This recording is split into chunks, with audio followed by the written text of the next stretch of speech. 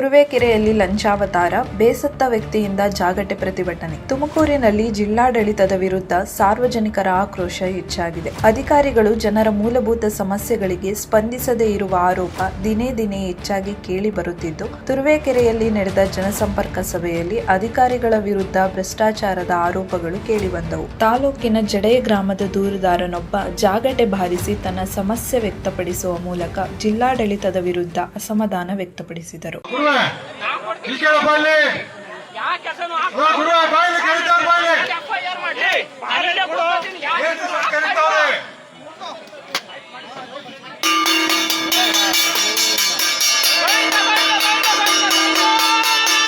ಮೂಲಭೂತ ಹಕ್ಕುಗಳೇ ಗೋವಿಂದ, ಮೂಲಭೂತ ಕರ್ತವ್ಯಗಳೇ ಗೋವಿಂದ, ರಾಜ್ಯ ನಿರ್ದೇಶಕ ತತ್ವಗಳೇ ಗೋವಿಂದ, ಸಾಮಾಜಿಕ ಕರ್ತವ್ಯಗಳೇ ಗೋವಿಂದ, ಕಾಪಾಡಪ್ಪ ಬರಿದು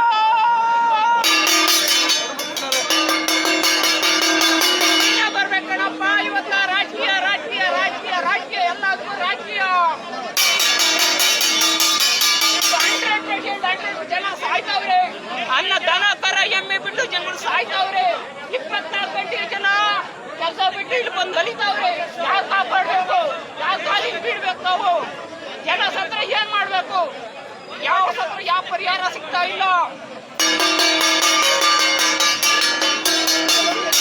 ಪ್ರಜಾಸೌಧ ಅಲ್ಲ, ಇದು ಭ್ರಷ್ಟಾಚಾರ ಸೌಧ. ನಾನೇ ಕೊಡ್ತೀನಿ ಕಾಸು, ನಾನೇ ಕೊಡ್ತೀನಿ ಕಂಡ್ರೆ ಯಾರು ಬೇಕಾದ್ರೆ ತಿನ್ಲಿ. ಅಲ್ಲ, ಇದು ಸಮಾಜನೇ ಅಲ್ಲ. 100% ಯಾವ ಕೆಲಸನೂ ಆಗ್ತಾ ಇಲ್ಲ. ನಾನು ಇವತ್ತ ವಿಜಯ ಕೊಡ್ತೀನಿ, ಸಾಯ್ತೀನಿ. ಜನಗಳು ಬದುಕಬೇಕು ಬದುಕಬೇಕು ಬದುಕಬೇಕು, ಇಲ್ಲೇ ನೇಡಾಯ್ಕತೀನಿ.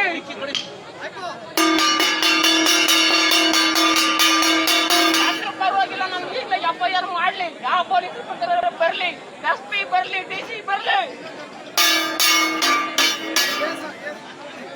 ಯಾರು ಬೇಕಾದ್ರೆ ಬರ್ಲಿ.